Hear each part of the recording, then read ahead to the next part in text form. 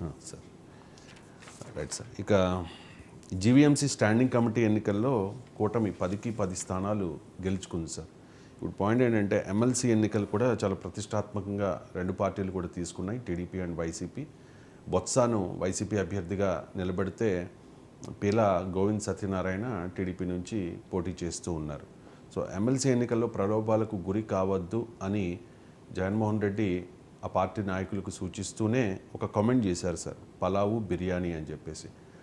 నేను పలావు పెట్టేవాడిని, ఆ పలావు కాకుండా బిర్యానీ పెడతానని చెప్పి చంద్రబాబు నాయుడు గారు చెప్తే మీరు అంత అటువైపు అట్రాక్ట్ అయ్యారు.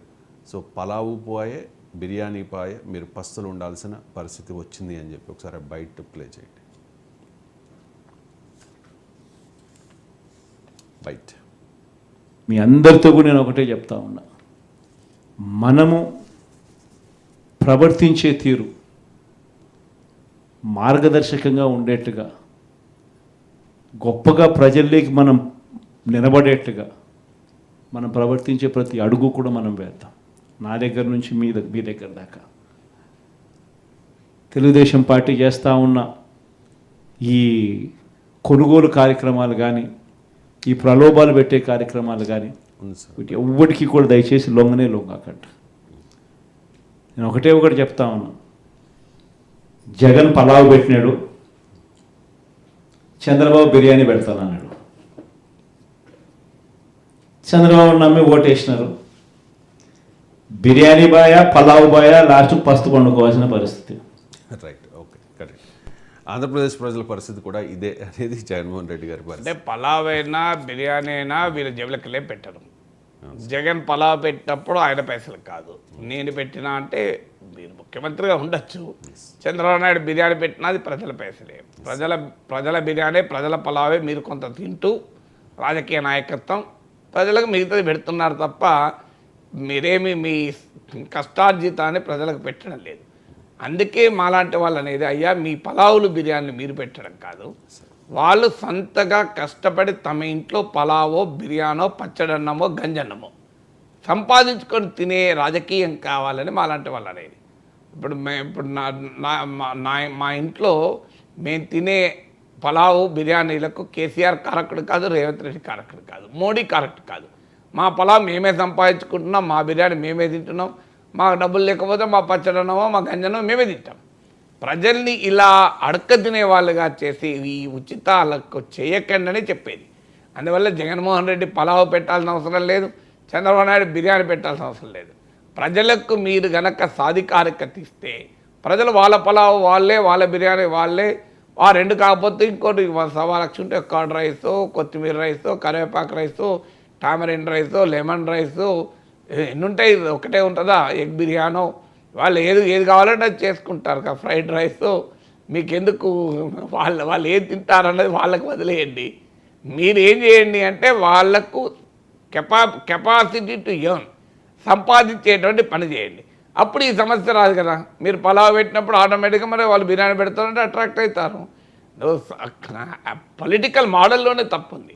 నిజమే, ఇప్పుడు జగన్మోహన్ రెడ్డి చెప్పినట్లు జగన్మోహన్ రెడ్డి పలావే పెట్టాడు అని అంగీకరిద్దాం. చంద్రబాబు నాయుడు బిర్యానీ పెడతానంటే అట్రాక్ట్ అయ్యి ఓటేస్తారని అర్థం అంగీకరిద్దాం. ఆర్గ్యుమెంట్ కొరకు అంగీకరిద్దాం, నా పాలిటిక్స్లోకి వెళ్ళడం లేదు.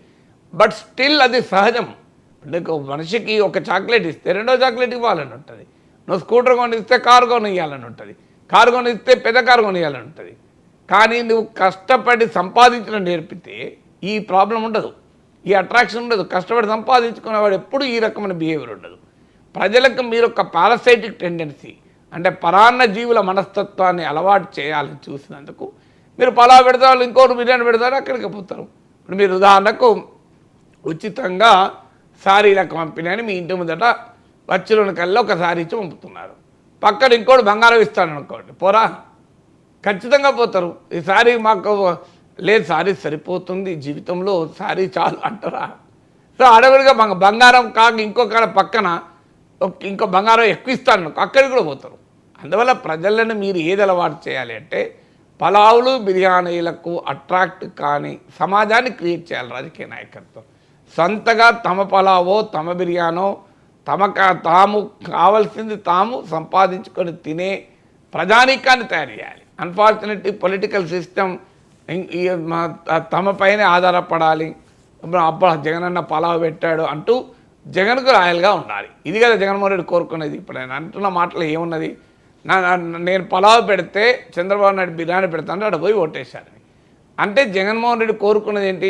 నేను పలావ్ పెడతా, నా దగ్గర వాళ్ళు పలావ్ కోసం లైన్లో నిలబడాల్సిందే, నేను పలావ్ పెడుతూనే ఉంటాను, వాళ్ళు నా పైన ఆధారపడి ఉంటారని. అది ఆ మనస్తత్వమే పాలిటిక్స్లో ప్రజల్ని ఆధారపడే వాళ్ళుగా మార్చింది. ప్రజల్ని శాసించేవారుగా మార్చాలి, ప్రజల్ని యాచించేవారుగా చేయకూడదు. అందువల్ల మీ పలావులు బిర్యానీలు వద్దయ్యా, ప్రజలకు వాళ్ళ పలావ్ వాళ్ళు, వాళ్ళ బిర్యానీ వాళ్ళు సంపాదించుకునేది ఉంటే ఆప్షన్ ఉంటుంది. నువ్వు పెట్టిందంటే అదే తినాలి కదా. ఇప్పుడు నాకు పలావ్ ఇష్టం లేదు, నాకు బిర్యానీ కూడా ఇష్టం లేదు, నాకు కొత్తిమీర రైస్ ఇష్టం, నాకు పుదీనా రైస్ ఇష్టం, నాకు కర్డ్ రైస్ ఇష్టం, నాకు లెమన్ రైస్ ఇష్టం, నాకు టామరిన్ రైస్ ఇష్టం అంటే నాకు ఇష్టమైంది నేను తినకూడదా? నువ్వు పెట్టిందే తినాలా నేను? అందువల్ల ఆ యాటిట్యూడ్ నుంచే బయటపడండి. పొలిటికల్ సిస్టమ్ ఎవరేది పెట్టారన్న తర్వాత కదా, కానీ ఈ పొలిటికల్ సిస్టమ్ ప్రజలకు మేము పెడుతున్నాం, ప్రజలకు ఏది ఇష్టమో మేమే నిర్ణయిస్తాం, ప్రజలకు మేము పెట్టిందే రుచికరంగా ఉంటుంది అనే యాటిట్యూడ్ నుంచి పొలిటికల్ సిస్టమ్ బయటపడితే ఈ దేశం బాగుపడుతుంది. Right sir. GVMC standing committee ఎన్నికల్లో ఖచ్చితంగా